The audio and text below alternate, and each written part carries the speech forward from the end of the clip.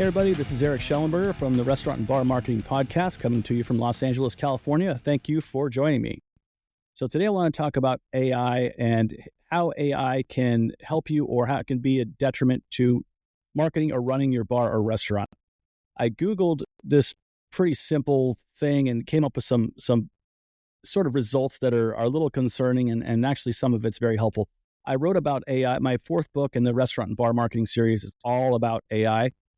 And some of it takes a little bit of explanation. This stuff is obviously always evolving, and there's new things coming out all the time. So here's the latest. So I Googled uses of AI for marketing or running a restaurant. And what I found was a lot of this stuff is putting a brick wall between you and your customer, which is one of my biggest pet peeves of all time. Like the phone tree or the virtual assistant. When you try to call somebody to get you have a 30-second question that it's really, really easy for a human to answer, but you get the virtual assistant. That's, hello, please tell me what you're calling about in one sentence or less. And if you have what these things don't realize is humans have abstract questions. We have questions that are often above and beyond the capability of an AI computer answering very simple things like, what's your address? What's your fax number? What's your hours of up?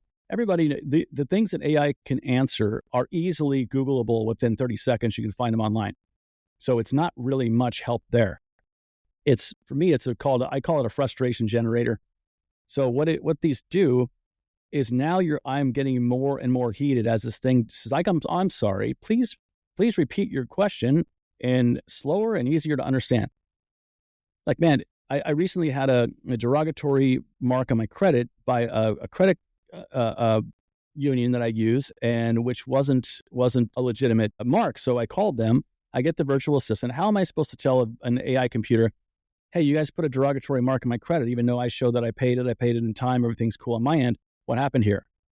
And they're like, I'm sorry, that doesn't commute. Please repeat that. And this goes in circles over and over. And every time you say, can I talk to your representative? Let me talk to a human. Can I please talk to an agent? Oh, I'm sorry. I'll get you to a person. But first, let me try to figure this out. And this just goes on and on and on. And hopefully, it's almost like you have to solve the puzzle or get the inside track or get the real phone number that a human will answer, or you have to figure out a way around this brick wall to actually get your question answered, which is insane. And it's getting worse and worse and worse. And companies do it because it saves a buck. That's it. It saves having to pay somebody to answer that phone, which I think is one of the most important roles of an employee that an employee could possibly have. Be the guy that's easy to get a hold of.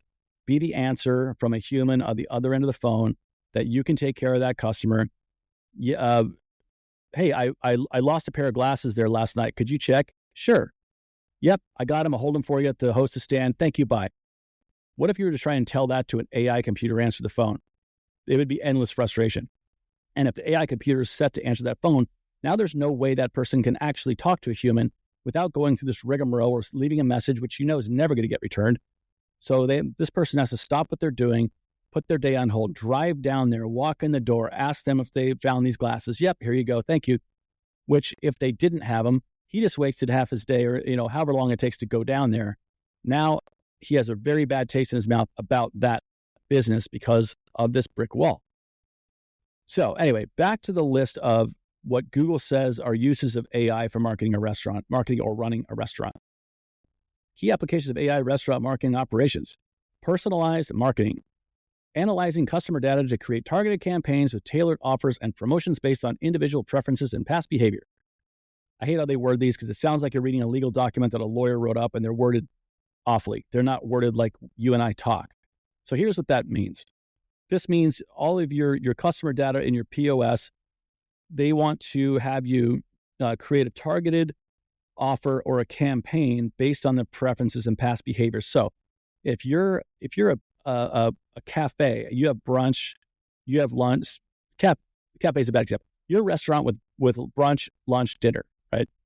So the person who just comes in and visits for brunch, if you have a new brunch item or a new brunch menu or something pertaining to brunch, you want to hit up that customer. The guy who comes in for dinner or late night, he doesn't care. So we want to get the right promotion from the right person is what they're saying. It's easier said than done. And it's all based on how good your data collection is. So if you're collecting data of personal behavior through your POS, like you should be, I know Toast does a pretty good job of this, then you'll have these different habits of people and different patterns that you can promote that to. Through which source, it's not really saying what. So you're probably going to have to use third-party software here. I think Toast is good enough to determine through it. If you wanted to send an email promo through Toast for the people who just are there for brunch, I'm pretty sure it could do that. So that's what that's doing. And if AI isn't already implemented into Toast, I'm not sure if it is, then great. I love it. It basically, for people on the other end, it cuts down on spam. So if I'm sick of hearing, if I go in there for breakfast and I'm 65 years old, I don't want to see your flyer about a UFC fight or live music starts at 9 p.m. I don't care. So that's sort of what that's getting at. The next one's customer segmentation, grouping customers into distinct categories based on demographics and dining habits to deliver a more relevant marketing message. That's pretty much what the first one is. It's the same thing. It's worded a little bit differently, but we can move on. Predictive analytics, forecasting future sales and customer demand to optimize inventory management and staff scheduling. So I don't think there's ever going to be anyone better at predicting customer trends and how many people are going to walk in the door than your own managers. And I get it if you're in an area where there's a big stadium or there's a big concert venue and there's a big concert that lets out. You're probably well aware of that. You probably already know these big bumps in traffic are going to happen due to certain aspects and you staff accordingly. So what this is kind of getting at is that if it sees that your Fridays are busier, Fridays and Saturdays starting at, happy hour are busier, then you should staff up for that, which you're well aware. So I'd have to see what the explanation of this is and what it exactly means to you and I, but so far it sounds like it's pretty much common sense. I don't think a computer can do that any better than we do. Okay. Dynamic pricing, adjusting menu prices based on real-time factors like demand, time of day, and competition. This one's kind of cool. So suppose you have suppose you're a fast casual or a place with a menu on a TV screen behind the counter, and you've got your pricing up there, and say you are right around the corner from that stadium of customers who just saw a concert and just got let out, you're going to be packed full of people. They don't really care if it's $1 more than normal. They're not going to know the difference. They're not going to care. They just want something quick and easy and to be able to get out of there. So if your AI computer knows this demand is coming and it knows that it's okay if we jack the prices up by a couple bucks, it'll do it automatically. So you don't even have to touch it. And before this big mob shows up, it already knows, bang, your prices are more expensive on the board. They're more expensive in the POS. Nobody has to know. It doesn't matter if, the staff is aware or not. It's already done. So the converse is also true that in times of really, really, really slow times and times where you've got a very low demand, you can offer specials and you can offer discounts to things that customers wouldn't normally know or you wouldn't really think about it. It'll automatically do it. But keep in mind that if a person already walked in the door and now you're discounting them, you just left money on the table. This is only good if you're discounting something online to where they're seeing it and they're able to walk in the door, and they wouldn't have walked in the door if that discount wasn't advertised to them in the first place. So that gets a little muddy. So this particular instance says adjusting menu prices based on real-time factors. So yes, the first one is true. The second one, not so true as far as the menu pricing goes. Anyway, menu personalization, suggesting menu items to customers based on their past orders, dietary restrictions, and preferences. Kind of cool. This more or less applies to to-go orders. So if you have a past order and you have a dietary restrictions of, say you have celiac, and now we have a new menu item that's gluten-free. It's like, hey, here you go. There's a pop-up or a suggestion or something. We just added 3 new gluten-free menu items to this thing. Here you go. What do you think? That's great. And I think that's upselling and suggesting is a great way to increase sales. And not a lot of people do it. Not a lot of staff members do it. If they do it for a day or two, then they drop off. To-go menus and online ordering is awesome for it because obviously they don't forget to do it. And if it's programmed in there to where if they order this, pop up showing they can also order this, or here's 3 more options that are new, or that maybe these are 3 more options with a better margin. So stuff like that with online orders is pretty big. I like that if AI controlled that and happened automatically, it would make your life a lot easier. Okay. Chat bots with virtual assistants. Now, this is the brick wall. Chatbots and virtual assistants is going back to what I just talked about in the opening. I absolutely despise these. Please do not use these. If it comes down to it, have an FAQ page to where all your questions that a customer would have called and asked is already there. That way they can Google it. 30 seconds later, they have the answer. They don't have to bug anybody, and they don't have to get bugged. Is more importantly, here's what its description is: providing automated customer service through online platforms, answering questions, and taking reservations. The taking reservations part, oh God, I hope people don't do this. This is where mass confusion generators happen. And I saw an example of somebody selling software that did this. And I love the theory, but the execution is not there yet. So what this is saying is, if someone calls for a reservation, the chatbot is going to suggest certain dishes. It's going to suggest certain timing is better than others.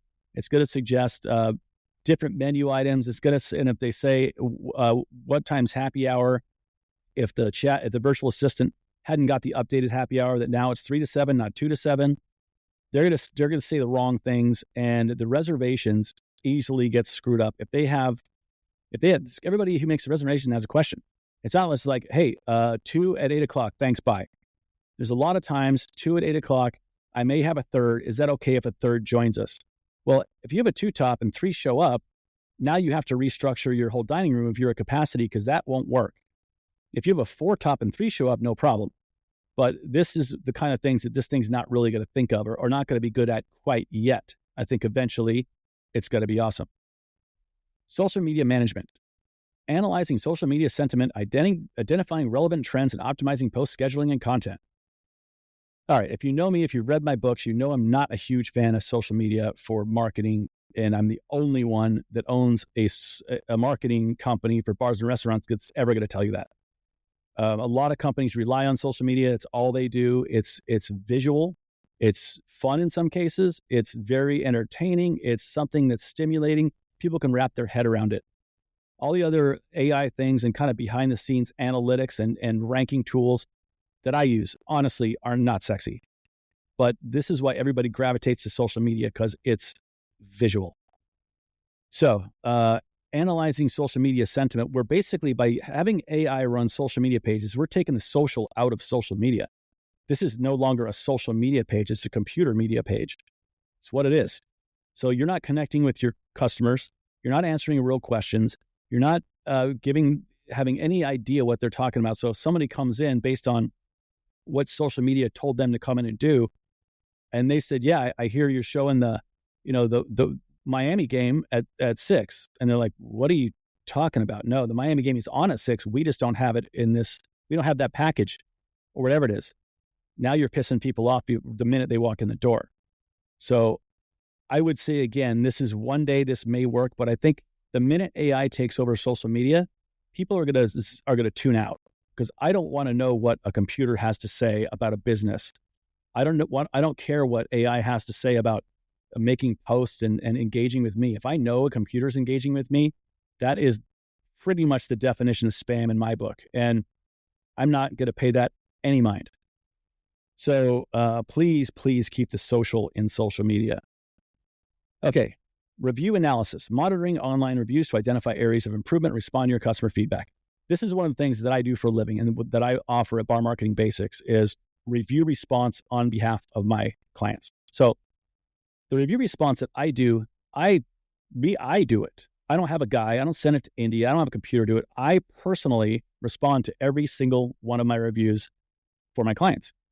That's the only way to make it genuine. You make it actually match that customer sentiment, and it makes sense, and they know it's genuine. They know it's the minute they think that is a computer that just thanked them for coming in, that's the most disingenuous thing you can do. People are like, oh, You don't even care enough to sit down and write a 30-second review. You have a computer do it for you. So that's the bad part. The good part about it is, and this is also what I use. I do use AI generated responses, meaning I use it as a starting point. Instead of having an AI generated response, clicking post, done, go to the next one, post, done, I read it. I read through the response. I see what it says. And 99% of the time, I modify the wording because it sounds like a robot. And instead of, thank you so much for coming into, and then the name of the business sounds like a robot. Instead of that, hey, thank you for stopping in and joining us this last weekend. That sounds like a human. And so by all means, have AI. I have AI software that monitors and I can respond to reviews through. Mine's called Shout About Us. The other one I like is Review Trackers. There's a lot of platforms now that have AI generated review response built in. So if you want to use one, I want to say Marquee definitely has it. There's a lot of POS systems that have it. Make sure to get one that monitors at least Google, Yelp, and TripAdvisor. So Facebook reviews are kind of a thing in the past. No one really uses them anymore. Also keep in mind, there are a lot of reservation platforms and reservation platforms that offer reviews also, to-go orders like Uber Eats. Uber Eats reviews, respond to those. Anything like Postmates, DoorDash, Caviar, all that stuff, respond to those. Respond to any online wait list. Anything that has to do with online reservations, you're going to get reviews on those too. So please respond to them. I'm not sure if Waitlist has an AI generated response yet. I don't think they do, but if they do, use it. Just be cognizant and put a human touch on it. Do not set it and forget it. Okay. Loyalty program optimization. Using customer data to design targeted loyalty programs or reward schemes. This is something that's already built into most POS systems. Toast already has this. A lot of them already has this that are built in. You don't have to do much. So I like this, and I want to say Toast is probably working on implementing AI into this. So it's not just plain old school data. It's actually AI driven, which is a little bit more targeted. Either way, if it's through the POS and if you don't have to do anything and you don't have to really do any sort of put a launch together, you don't have to plan anything. It just does it for you. I love it because going back to every restaurant manager and owner, you just don't have the time. Totally understand. So if this is automated, I think it's awesome. Inventory management, predicting ingredient demand and optimizing stock levels to reduce waste and food costs. That's going a little deep. I like it. I think it's only as good as the data we provide it.